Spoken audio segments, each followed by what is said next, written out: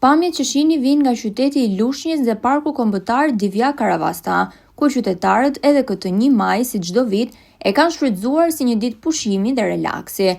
Hapësirat publike dhe ambientet natyrore u mbushën me familje dhe të rinj që kanë zgjedhur të kalojnë këtë ditë me zgjelbërimin dhe qetësisë së një dite tipike pranverore.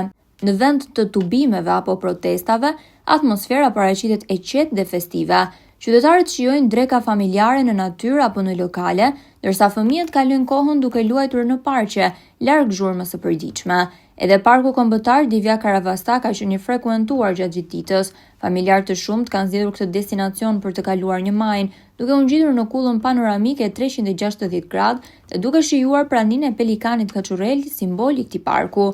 Në hijen e pishave, shumë prej tyre kanë shtruar drekat, ndërsa fëmijët luanin të lirë dhe mbi barin e gjelbër. Ndërkohë që në shumë vende të botës, kjo ditë shënohet me protesta për të drejtat e punëtorëve, 1 maj vjen të mbetet edhe një ditë feste dhe relaksi familjar. Megjithatë, kjo datë ruan simbolikën e saj si dita ndërkombëtare e punëtorëve dhe një moment reflektimi për të drejtat në punë. Në Lushnjë dhe në Divjak, qytetarët zgjodhën ta jetojnë këtë ditë ndryshe, mes natyrës, qetësisë dhe kohës së kaluar me familjen, larg ritmit të zakonshëm dhe përditshmërisë.